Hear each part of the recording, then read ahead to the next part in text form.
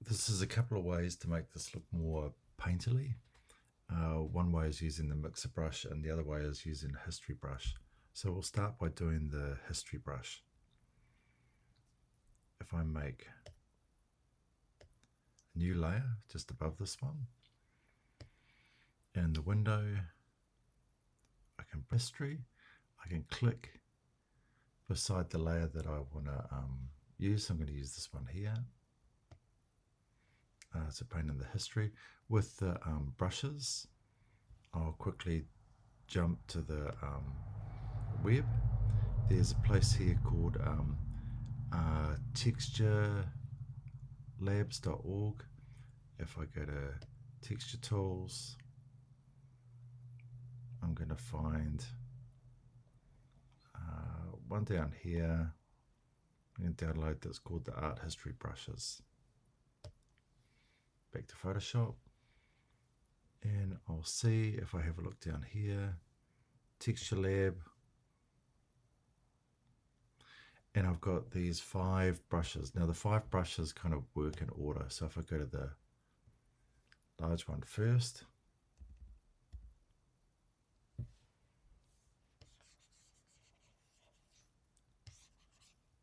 I can paint it in.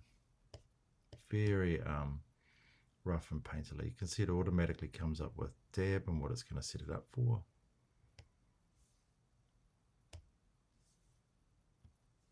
I can go to noodles and you can see just kind of painting it in a wee bit more.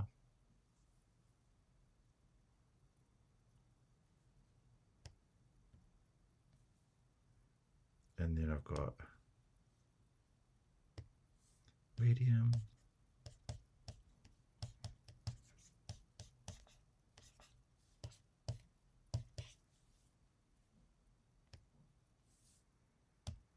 Got another one, small.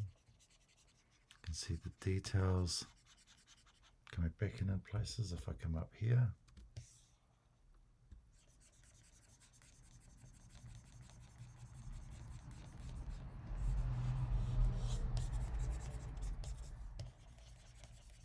you can see it paints that in a wee bit more. Get some detail going.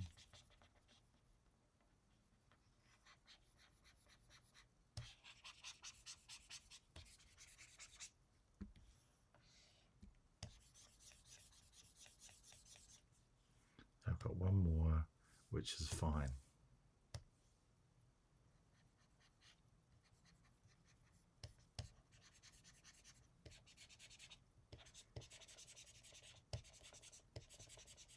With this one, you can see it's starting to bring in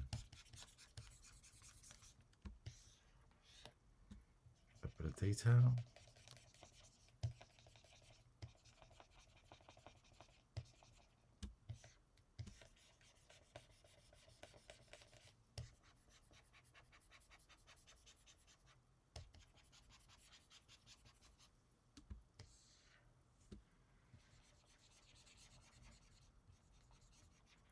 That's very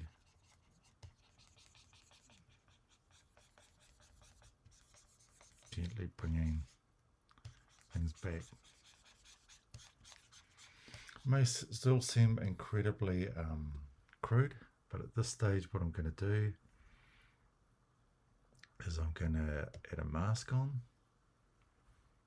I can get whatever brush I like at this stage. I can't use these brushes anymore because you'll see when I've loaded them up, these actually have a history icon beside them.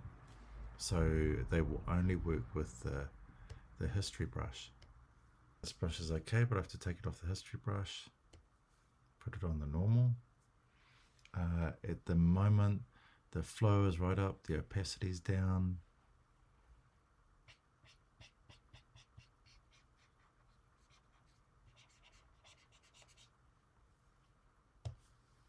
I've got black.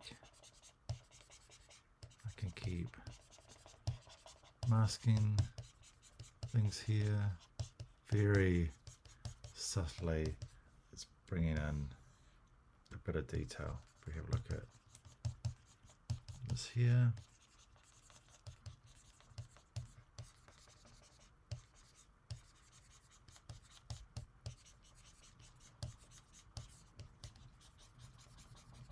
we can control where that is kind of painted back a wee bit more. Areas out here, get rid of that, the opacity. Maybe I'll bring it a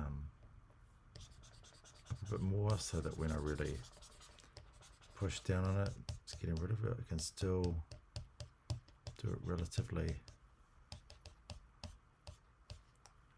lightly, keeping it painterly where I want it to be,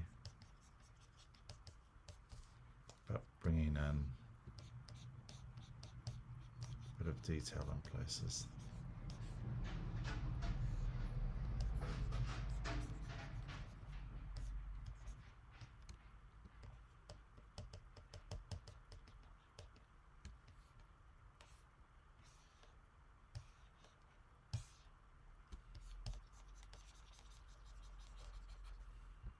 You can always go back with white and change this afterwards. If I go too far, you can see it really brings a bit of the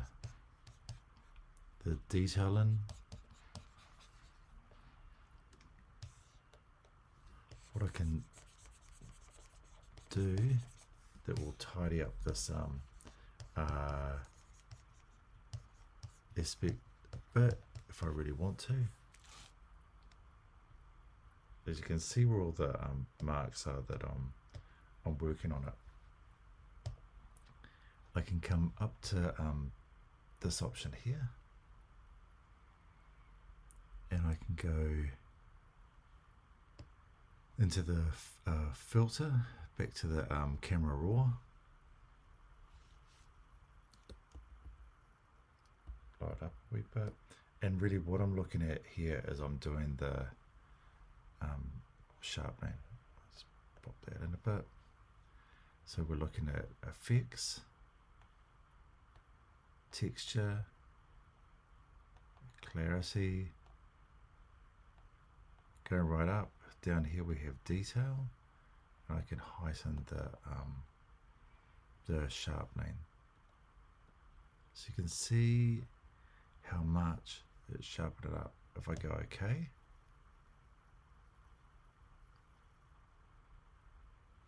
and what it's doing is this kind of photographic stuff that's quite tight. It's tying this in a wee bit more. It's making it look like a sharper illustration, so not so much as painterly. All of the stuff though around the outside, if I take the flow off,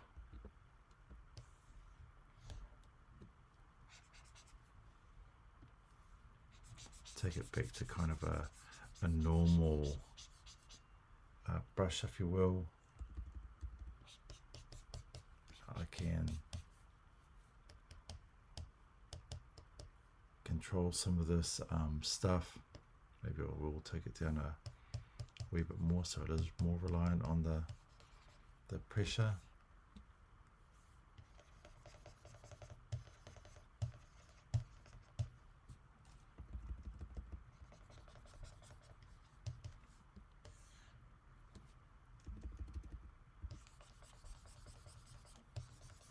But we can start to tidy some areas up.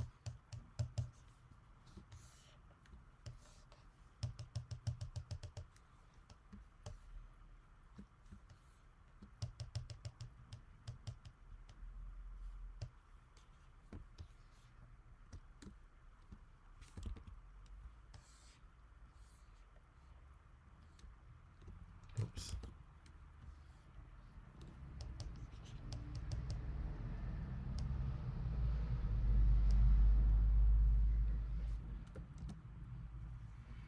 Okay, so we get something that looks pretty good. So this is using the history brush to paint everything in.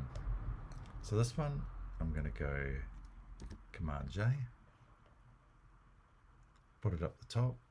This one is going to be more to do with the mixer brush now. So the mixer brush, I'll find it here. Sometimes I have to go and load it in if it's not there. Click there and you'll find it down here somewhere, and it comes up. For a start, I can pick any brush that I want. Maybe I'll start with this one. And the main things we're looking at here is with the mixer brush, you don't have this first one on, because what this does is it loads color. The second one means that each time you do a brush stroke, it's going to clean the brush. So it has the transparency here. With the kind of cloning we're doing, I won't have sample all layers on, because that can slow everything down. So I've got a duplicate of what I want to do. Switch that off. Just makes it a little less intense. The load and the mix aren't going to really have any effect until you start painting colors into it. So the main ones we're going to play with here is the wet and the flow. So with this, it's kind of how much water it has. The more it has, the more it's going to move. The less it has, the less it'll do. So if this is down on 0, won't do anything. So I've got that right up high, but the flow is letting me control it. So if we have a look here,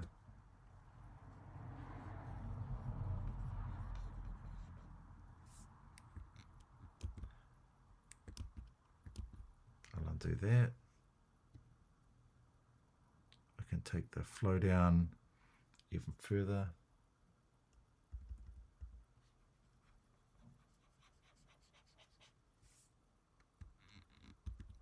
And maybe I just need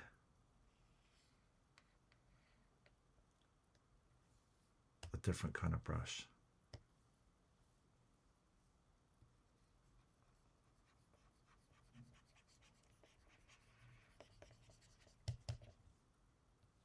This one feels like it's doing a wee bit more. I can bump those things up.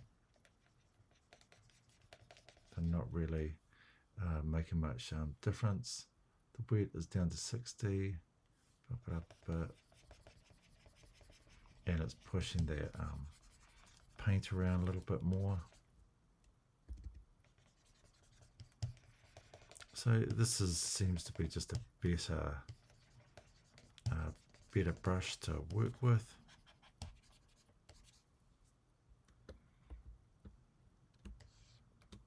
We'll see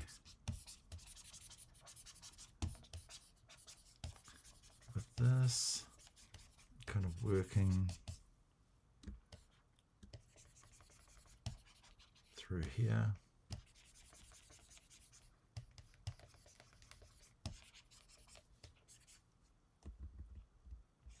Make the brush bigger and smaller in places. I might bump the red up here to be a bit more drastic, a bit rougher around this area.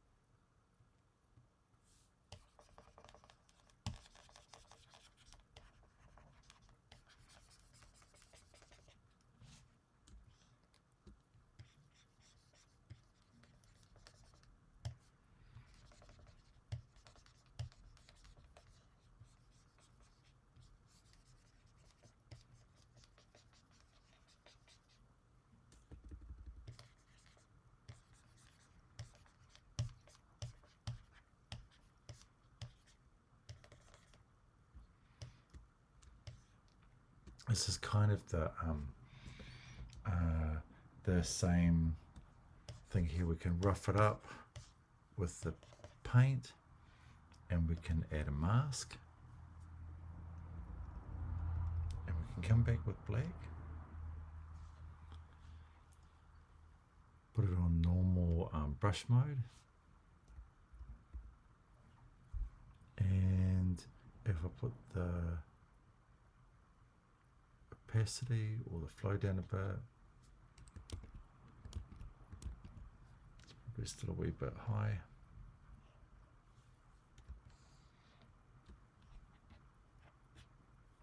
You can touch details really lightly, and so bringing the gun into focus, the hand a wee bit, some of the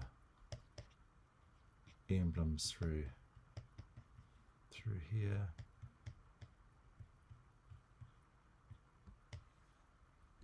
Obviously some of the machinery cleaning up some of the lines around the outside.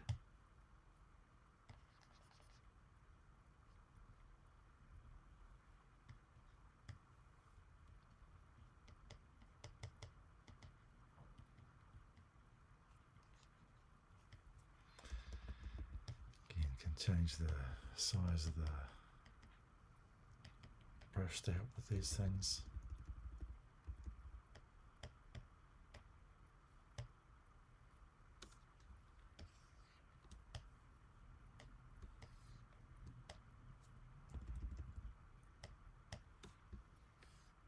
Knowing where to bring some details in and kind of leave it out a bit as well. Details around some of the snake skin.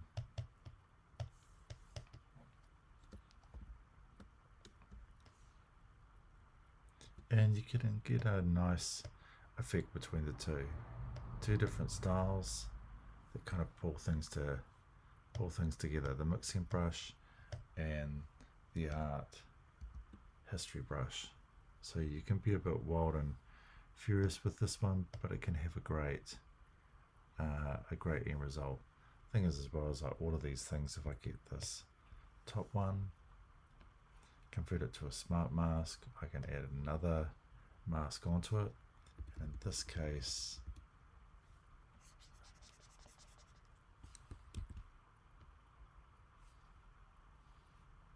would have to add a new layer of white in.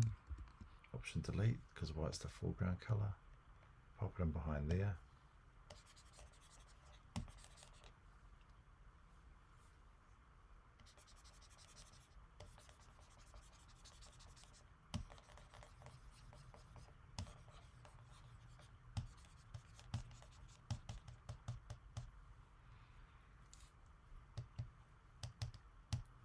Taking something like that, I can still take that mask, I can put it on this one, give a mask,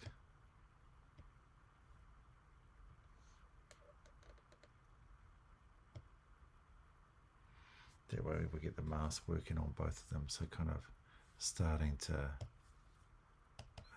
cut in on things. If I mask here, it'll bring in the photographic realism, but if I have the same mask, it's gonna cut in on it. Can play with the two.